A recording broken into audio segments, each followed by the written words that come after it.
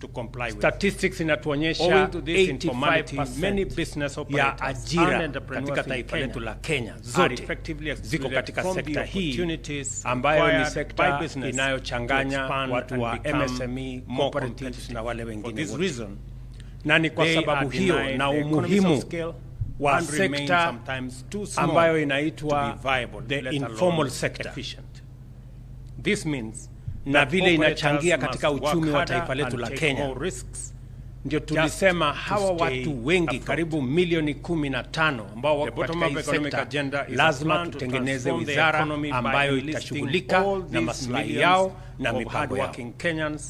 Na ndio tumeweka waziri ambaye atasimamia cooperatives na MSMEs, na kazi yake kutoka asubuhi mpaka jioni ni kupanga hiyo kazi. But also that no one is left behind in the ensuing. Ndio nasikia chairman hapa akisema tuko na waziri kila siku.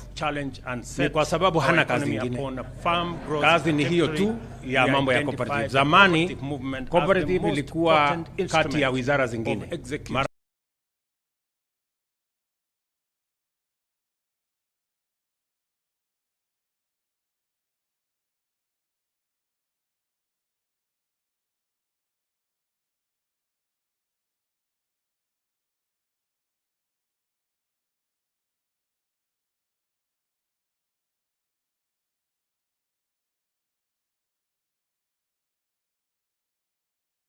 Pale wakati tulizunguka katika taifa letu la Kenya, wananchi wengi, uchumi wa taifa letu la Kenya, kuna watu karibu milioni 3.5 peke yao ambao wanapata mshahara ya kulipwa kwa sababu wanafanya kazi.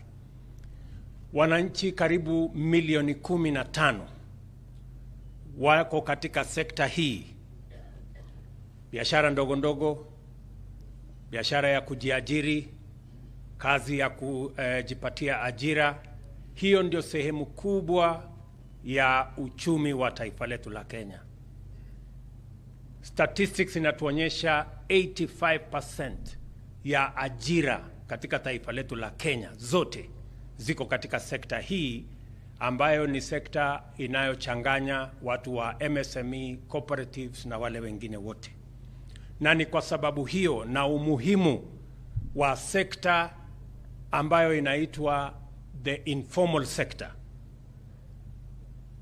na vile inachangia katika uchumi wa taifa letu la Kenya, ndio tulisema hawa watu wengi karibu milioni 15 ambao wako katika hii sekta lazima tutengeneze wizara ambayo itashughulika na maslahi yao na mipango yao. Na ndio tumeweka waziri ambaye atasimamia cooperatives na MSMEs, na kazi yake kutoka asubuhi mpaka jioni ni kupanga hiyo kazi. Ndio nasikia chairman hapa akisema tuko na waziri kila siku. Ni kwa sababu hana kazi nyingine. Kazi ni hiyo tu ya mambo ya cooperative. Zamani cooperative ilikuwa kati ya wizara zingine. Mara ilikuwa kwa wizara ya kilimo, siku nyingine ilikuwa kwa wizara zingine, lakini mwaka huu ama katika awamu hii ya serikali ya 2022 mpaka 2027, mimi nimesema ya kwamba tutaweka wizara ambayo itashughulika, kwa sababu sekta hii ni ya muhimu sana katika uchumi wa taifa letu la Kenya. Hakuna vile tutazalisha mali, hakuna vile tunazalisha uchumi wa taifa letu la Kenya kama hatutashughulikia sekta ambayo ni ya MSME na sekta ya cooperative. And that is why we have a dedicated ministry whose business and responsibility it is to look after, to work with, build capacity, eliminate challenges in the cooperative and MSME sector so that we can use it as an instrument to drive the economy of our country. The government therefore looks to the cooperative movement as a fundamental transformational institution for several reasons.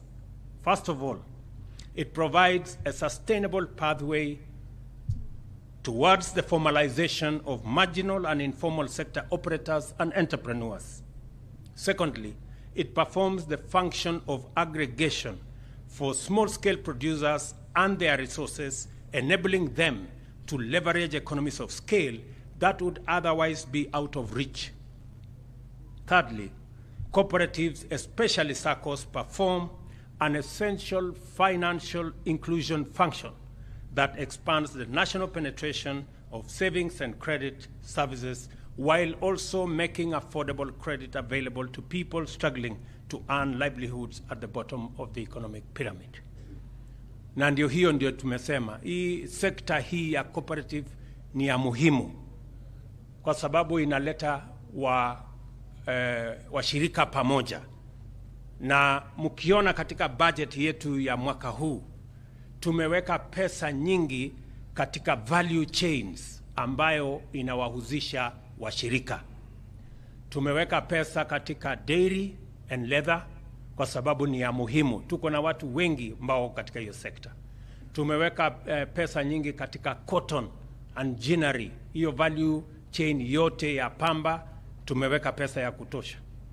Tumeweka pesa katika value chain ya chai, tumeweka pesa katika value chain ya kahawa, tumeweka pesa katika value chain ya mambo ya fisheries kwa sababu tunaamini ya kwamba hizo sekta zote zikifaulu, cooperative movement itafaulu na vile vile uchumi wa taifa letu la Kenya itafaulu. By all accounts, all these are vital functions for the economy since no transformation at all is possible without it. They are indispensable in facilitating upward social and economic mobility of large numbers of Kenyans, driving rural wealth creation and accelerating poverty reduction. The cooperative movement also harnesses our nation's defining collectivist social-cultural and political ethos as the engine of economic progress in numerous value chains, including dairy, coffee and tea, maize and rice, edible oils, leather garments and textile, artisanal mining, artisanal fishing and horticulture, as well as housing. On this Ushirika Day, therefore, I am immensely delighted to be here with you as we reflect on the fundamental social and economic role played by a sector that serves as this nation's silent but powerful engine of transformation. The success of cooperatives is a testament of the power of aggregation and inclusion in the true spirit of our national motto, Harambee. In recognition of the cooperative movement's immense contribution and the transformative opportunities that come with it, the government is committed to supporting the sector through institutional reform measures, including the harmonization of legislation governing various crops, with the aim of reducing the cost of production, thereby boosting production and competitiveness. For the dairy sector, investment in preservation and processing infrastructure are aimed at building up the country's capacity to export to our region as well as the broader African market. The modernization of the Kenya Cooperative Creameries will ensure its efficiency, enable it sustainably manage milk market glut and converting excess milk into powder, thereby stabilizing prices. Na wacha niseme hapo ya kwamba kwa sekta hiyo ya dairy tumekuwa na mjadala mkubwa kuhusu mambo ya maziwa, na nilitangaza juzi ya kwamba katika mpango wetu kama serikali ya kusaidia sekta ya dairy tuko na pesa karibu shilingi bilioni 8 ambayo tumefanya ushirika na serikali ya Poland, na kuanzia mwezi wa 8 tutatekeleza hiyo mpango ambayo itahakikisha ya kwamba wakulima wetu wa dairy ambayo bado wana maziwa yao inaharibika kwa sababu hawana mahali ya kufanya aggregation, hawana milk cooling plants, tutapata milk cooling plants 650 ambayo tumeweka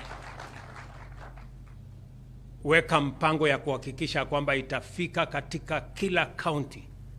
Tunajaribu kuhakikisha kwamba katika kila ward kutakuwa na milk chilling plant ambayo itasaidia wakulima ili maziwa yao isiharibike wakati wanaendesha biashara yao na wakati wanapanga vile watapata bei ya sawasawa na vile hiyo maziwa itafanywa aggregation, ili tuhakikisha kwamba Kenya, kwa sababu vile nilitangaza tunataka kuongeza ile mapato kila mwaka tunapata karibu lita bilioni 5 ya maziwa.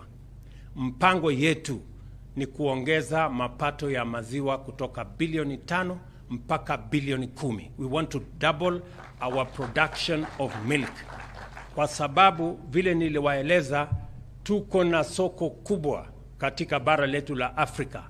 Maziwa ambayo inakunywa katika bara letu la Afrika inatoka New Zealand, inatoka Australia, na sisi tuko hapa karibu. Itakuwa ni makosa makubwa sana kama ndugu zetu wa Afrika watakunywa maziwa kutoka New Zealand, na sisi, na New Zealand ni almost 10,000 kilometers, na sisi tuko hapa kilomita 1,000, kilomita 500. Na niliwaambia tuanze na soko ya DRC hapa.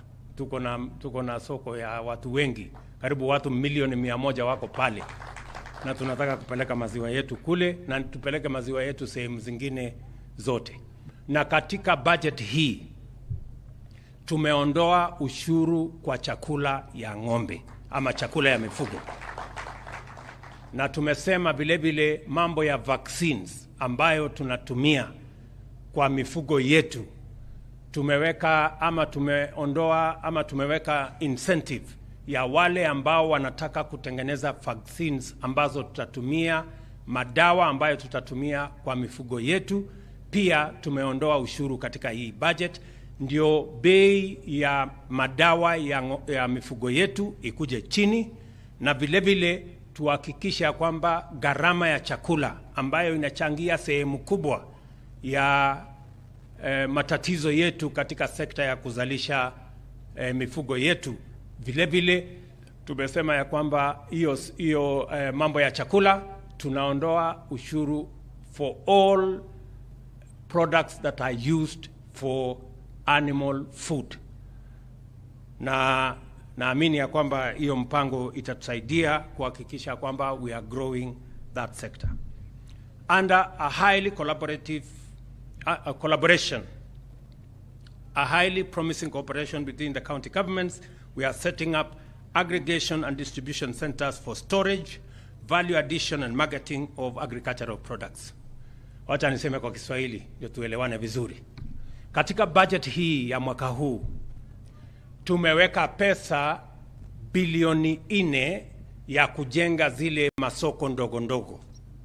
Tumeweka pesa ingine bilioni 5 ambayo tutajengea masoko ya kila county, tuwe na county aggregation and industrial park. Maana yake ni kwamba tunataka wale wanaendesha kilimo ya aina zote katika taifa letu la Kenya, tuwe na mahali ambapo wakulima wanaweza kupeleka mazao yao. Na katika County Aggregation and Industrial Park tutahakikisha ya kwamba kuna mahali ya storage, kuna mahali ya cold room, kuna sehemu ambayo itafanyiwa value addition, kuna mahali itafanyiwa agro processing, na baadaye tunataka private sector wakuje wafanye manufacturing katika kila County Aggregation and Industrial Park, ndio wakulima waongeze dhamana ama waongeze value kwa mazao yao, ili pesa wanayopata kutoka mazao yao ya kilimo iongezeke, na vile vile tupate mazao ambayo tuta export katika sehemu zingine za taifa letu ama za taifa letu, na vile vile katika sehemu zingine katika bara letu and outside, ili kilimo iweze kuweka pesa kwa mifugo ya wakulima na wananchi wote. And therefore tumekubaliana na county government, na nyinyi kama cooperative nataka msikize vizuri, kwa sababu nyinyi ndio mtatumia hizo facilities. Tungependa ile soko tunajenga katika kila constituency ama sub county. Tunataka hiyo soko iwe mahali ambayo nyinyi kama watu mnayoendesha cooperative, those markets in every sub county and the county aggregation and industrial park in every county should be managed by cooperatives. Nyinyi ndio mtazisimamia, kwa sababu ile biashara inaendelea pale, kama ni ya avocado, kama ni ya chai, kama ni ya kahawa, kama ni ya mchele, hiyo biashara yote ambayo inaendelea pale ya mazao yenu, nyinyi ndio mtakuwa mstari ya mbele kuhakikisha ya kwamba wale watu ambao wanatusumbua kama brokers na makatel na wale wengine, hakuna haja sasa ya kwenda kuwasumbua wakulima. Tunawaambia tukutane sokoni ndio tupige bei na nyinyi tukiwa pamoja. Unajua hawa cartels na brokers wanaenda wanakona mkulima kwa shamba yake akiwa peke yake, anapigisha yeye Kiswahili mingi, bei imeharibika, unajua hii iko namna hii, anachukua mali yako. Mwisho mkulima ambaye amehangaika miezi 6 mwaka moja akichunga mazao yake anapata pesa kidogo kuliko ule broker amekuja pale kwa masaa ama kwa siku 2, ametengeneza pesa nyingi kuliko mkulima. So ndio tunasema sasa tutaweka mazao yetu, tunakamilisha ujenzi wa masoko katika kila sub county, na tunakamilisha tumeanza the first 14 counties.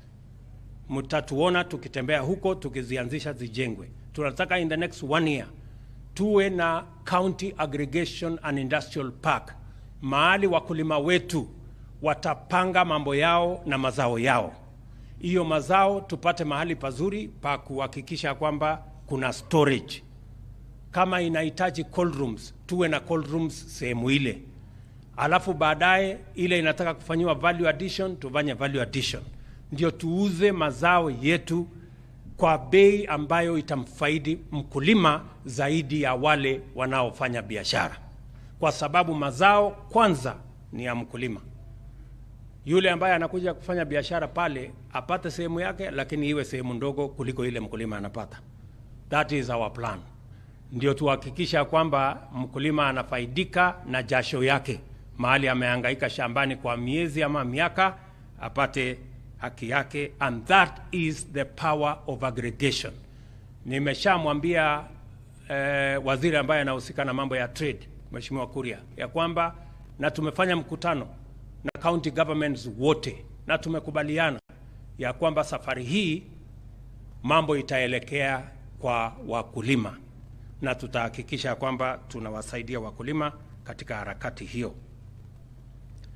Nimesema vile vile katika sekta yetu ya mambo ya maziwa tunaweka mpango ya milk cooling plants, kwa sababu nia yetu is to double the milk production in Kenya so that we can export milk and increase our exports as a percentage of GDP. Vile vile kwa mambo ya kahawa nilitangaza wakati nilikuwa Meru ya kwamba KPCU ambayo imekuwa na matatizo pale mbeleni, sasa tumeweka pesa katika hii budget ya kufanya refurbishment ya kule Meru, hapa Sagana na sehemu zile zingine. Tuhakikishe ya kwamba mambo ya kahawa tuongeze, na tulikubaliana kama serikali ya kwamba tunaongeza pesa. Mkiona katika hii budget tumeweka pesa ya mbolea ya wakulima wa chai, mbolea ya wakulima wa kahawa, mbolea ya wakulima wa mahindi, ngano, mchele na hiyo ingine yote, na tumeweka mpango maalum. We have registered all farmers. 5.1 million farmers are now on our database. Na tumekubaliana ya kwamba hiyo mpango tutashirikiana na county governments ili mbolea ipatikane mahali karibu na wakulima.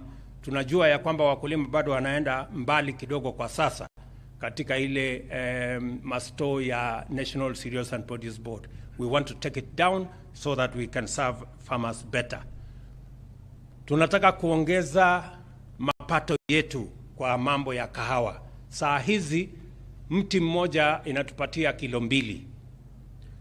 Nchi zingine wanapata karibu kilo 7, kilo 8, kilo 10. Tutawasaidia wakulima wetu wa kahawa. Tunataka tuwaongezee mbolea ambayo imefanyiwa utafiti ili tuongeze kilo yetu kwa mpango yetu ya mwaka mmoja to 5 kilos. We want to increase our coffee production from currently 51,000 metric tons. In 1 year, we want to raise that to 80,000 metric tons. And in 5 years, we want to raise it to 200,000 metric tons. Mimi na washukuru wakulima wengi, nimeona katika sehemu mbalimbali watu wameanza kurudia mmea wetu wa kahawa. And I want to ask the Ministry for Cooperative and the Ministry of Agriculture to work together so that farmers have seeds that are certified and we can begin to drive our economy using our coffee as it was in the past. And we want to make sure, as the Deputy President and the Minister said, that we tighten the regulation to make sure that the cooperative movement provides leadership, provides aggregation, so that we can better serve farmers. Pia nimewaambia, in the textile sector, we have introduced appropriate incentives to stimulate production of high-yielding, disease-resistant cotton seed varieties, as well as expanded cotton growing in semi-arid areas. The vehicle for implementing these measures is the cooperative cotton ginnery, whose modernization is a major strategic investment for us and for the government of Kenya.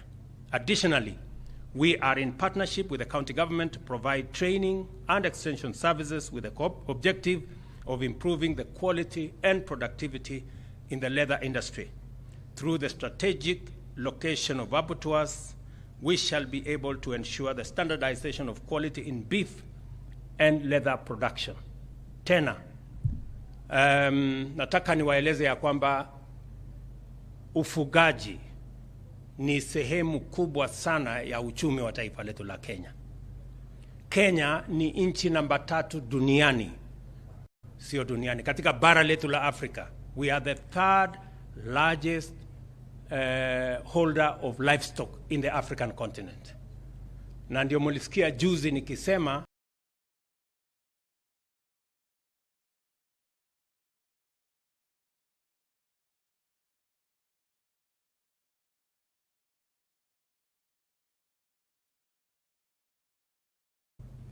katika budget hii tumeweka karibu shilingi bilioni 2.5 katika sehemu ya leather, kuhakikisha ya kwamba ile ngozi yote ambayo saa hizi inaharibika, ingine inakuliwa na umbwa, ingine inatupwa, ingine watu wanatumia kulalia na mambo ingine ambayo namna hiyo.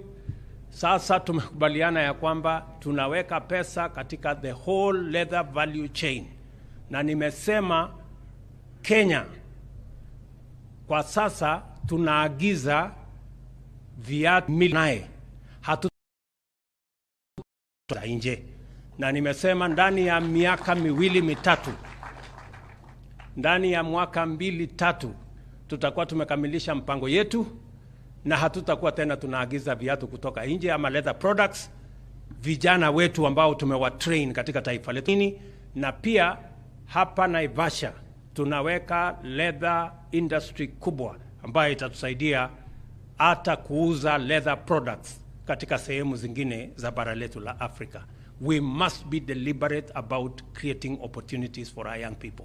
And I have said that because currently we are importing leather products in the region of 15 million pairs every year, and yet we are the 3rd largest holder of livestock in our continent. It is not correct, it is not right that we are continuing to import leather products when our own skins and hides are being wasted. We are not getting any value out of them. Tunataka ikifika hapo mbele, mkulima akiuza nyama pia analipwa kwa ngozi ile ameuza, kwa sababu itaenda katika factory ya leather products. Tumekubaliana na county governments na mpango hiyo iko tayari. Let me also say that cold rooms, tuko na sehemu nyingi ambayo ni wanatuzalishia horticulture, wanatuzalishia vyakula mbalimbali ya fresh produce, na tumeweka mpango kamili ambayo tumeanza Waziri huyu tumemwambia, tumeanza Kipipiri, Ndaragwa, Oljororok, Keses, Timboroa, Londiani, Elbagon, Molo, Mogotio, mahali ambayo tunaanzia the first phase ya kuhakikisha kwamba kuna cold room facilities ya wakulima wetu wa mboga na fresh produce. We are also investing in the rehabilitation of expansion of farmers markets, as I have said, progressively under the Ministry of Lands and Housing. We are planning for markets across Kenya that are going to help our cooperators to make sure that we are moving in the right direction.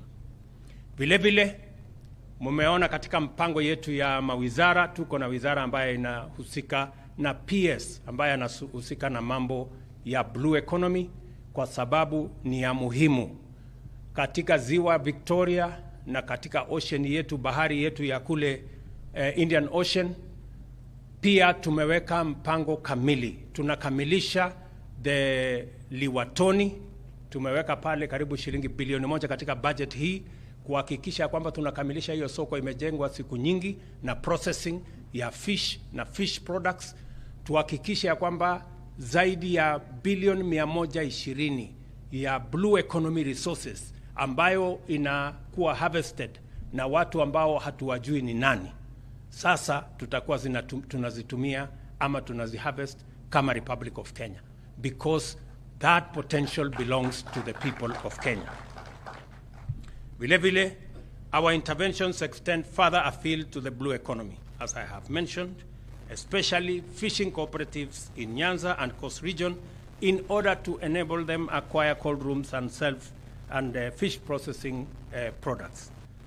In the same vein, mining cooperatives in Kwale, Taita Taveta, Bungoma, Migori, Homa Bay, and Kakamega are earmarked for dedicated investment aimed at revitalizing the artisanal mining value chain. Savings and credit cooperatives continue to play a major role in deepening the housing market through personal loans as well as housing development loans. Through partnership with the Kenya Mortgage Refinance Company, SACCOs are emerging as pioneers in the affordable housing sector. Nyinyi sasa ambao mumekuwa mkisaidia, na mimi nataka niwapongeze. Many cooperatives have participated in assisting Kenyans to own houses. Mumechangia sehemu kubwa. Wakati serikali hatukukuwa na mpango kamili ya housing, cooperative movement filled the gap. Mumesaidia wa Kenya wengi katika mpango ya kuwa na manyumba ya kuishi. Lakini sasa tutasaidiana na nyinyi. Tutaweka mpango kamili. Nyinyi mumekuwa mkinunua shamba ya kujenga manyumba. Sisi kama serikali sasa tumesema tutatoa ardhi bila ya malipo. Vile vile mumekuwa mkiweka pesa nyingi kuweka services, barabara, sewage, kuleta maji, kuleta stima. Sasa hiyo kazi itakuwa inafanywa na serikali. Sasa tumerahisisha kazi yenu kama cooperative movement. Kazi yenu sasa ni kupatia yule cooperator wenu loan peke yake. Nyumba tutajenga na itakuwa bei ya chini. Sasa ile gharama mlikuwa mnalipa juu, sasa itakuwa chini. Sasa kazi yenu ni kupatia hawa pesa, wana own nyumba, wanasonga mbele. Sijui kama tunaelewana. Tuko pamoja? Sasa hiyo mzigo mmekuwa mkibeba sana, tutawasaidia. Without any doubt whatsoever, our cooperative movement has already contributed immensely to the national socio-economic development and is poised to escalate this contribution to an exponentially transformational scale. For this reason, the government is determined to take appropriate measures to ensure full implementation of Sessional Paper number 4 of year 2020 on national cooperative policy, which recognizes and embraces the fundamental mandate of promoting cooperatives for socio-economic transformation. The new policy measures will include the establishment of a central liquidity facility and shared services platform, which will enhance efficiency and quality of SACCO services while reducing operational risks encountered by SACCOs. Nasema hivi, muliona jana mliona ya kwamba tuko na mpango ambayo niliwaahidi wa Kenya ya kwamba tutaweka services yote ama huduma zote za serikali tutaweka katika digital platform, ili Mkenya anaweza kuinteract na serikali ya Kenya. Unaweza kupata services za serikali katika mtandao bila ya kwenda katika ofisi ya serikali, na vile vile tutasaidiana na nyinyi kuwasaidia na teknolojia, kuwasaidia na digital platform ambayo itawasaidia kwa mambo ya reconciliation, ili tuhakikisha kwamba sekta hii inatumia teknolojia kuhakikisha kwamba pesa zenu ziko katika hali mzuri, na sio lazima uende katika maofisi nyingi kubebana na makaratasi nyingi na kufanya yale mambo mengi ambayo saa zingine inachukua muda mrefu. Sasa tutawasaidia na mpango wa teknolojia, and we are going to work with the cooperatives to make sure that we build their capacity, we make sure that governance is in the right frame, and to ensure that we leverage on technology to make cooperatives efficient and effective, and they can better serve the cooperators better. So tutashirikiana katika hiyo mpango na waziri, work with your colleagues in the Ministry of ICT so that we can assist the cooperative movement to make sure that they leverage on technology to offer and make their services much more efficient and much more effective.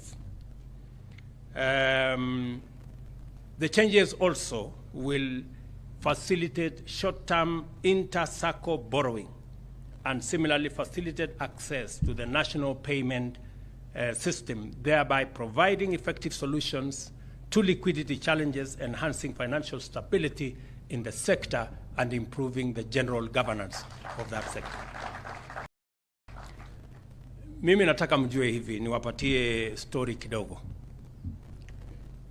Pale Nakuru, kampuni ambayo tulipatia kandarasi ya kujenga dam, na hiyo dam ni ya shilingi bilioni 32. Hiyo kampuni ilikuwa ni cooperative kama hii zetu cooperative ya kule Italy. So it is possible to grow a cooperative, small as it may be, into a giant multinational organization. Those possibilities exist. So tunataka cooperative zenu muanze kujua ya kwamba cooperative inaweza kukua mpaka ikakuwa kampuni ya kimataifa. Nimewaeleza ile kampuni ambayo tulipatia kutujengea dam ya Itare ni cooperative kama hii zenu hapa, na tulipatia kandarasi ya shilingi bilioni 32 kutengeneza dam. Sasa nyinyi ambao mko katika hiyo sekta mjue ya kwamba cooperatives can be huge corporate institutions that can be able to do business not just in Kenya but globally as well. I take this opportunity to commend and thank the cooperative movement for its enthusiastic response to the government's tree planting and forest restoration program through its Cooperative for Climate Action rallying call. Si tumekubaliana jameni ya kwamba sisi wote tupande miti? Tumekubaliana kama taifa ya kwamba tunapanda miti bilioni 15, na kupanda miti hata mbali na matatizo ya climate change tuko nayo ni kazi ya muhimu. Mimi nataka niwapatie heads up, mjue ya kwamba hapa mbele miaka michache inayokuja utakuwa unalipwa kwa kuwa na miti katika shamba yako. So anzeni kujipanga. Mimi nimejipanga tayari, napanda miti.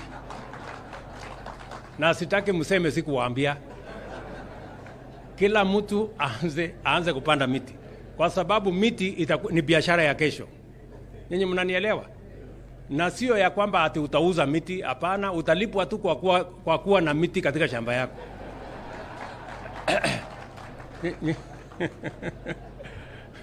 Sijui kama tunaelewana. So hii mpango tupande miti, kila mtu apande miti kwake. Sababu ya sisi kusema tunapanda miti ni kwa sababu dunia mzima tuko na changamoto kubwa ya kubadilika kwa mazingira, Nimekuwa wiki hii ama wiki iliyopita nilikuwa mkutano mkubwa wa kimataifa kule Paris kule Ufaransa. Na mkutano huo ni mkutano unaojadili mambo ya climate change. Na ndio mimi nataka niwaeleze wa Kenya, tupande miti kwa sababu miti ni biashara vile vile. Hapa mbele, nawaambia tena, hapa mbele watu watakuwa wanalipwa pesa kwa kuwa na miti katika shamba zao.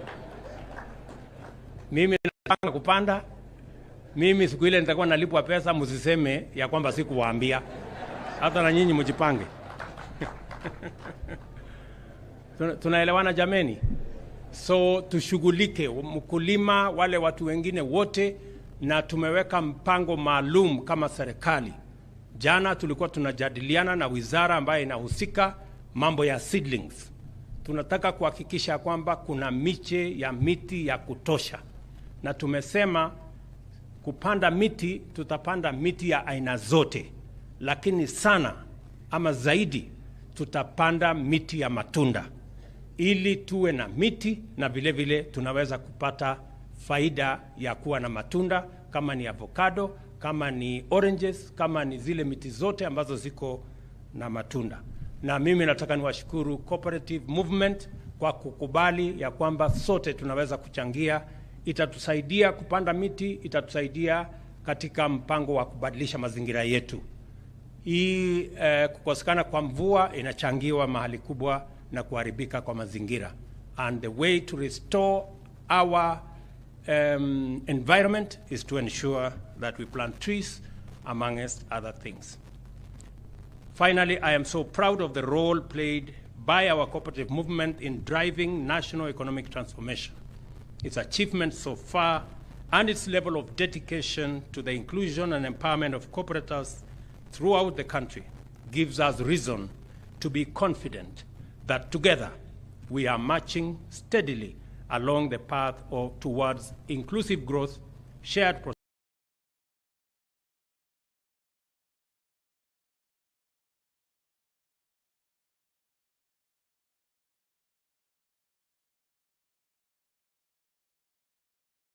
Ujiunge na Mheshimiwa Rais pamoja na waziri wa vyama vya ushirika Simon Chelugui, waziri wa maji Alice Wahome, mwenyekiti wa vyama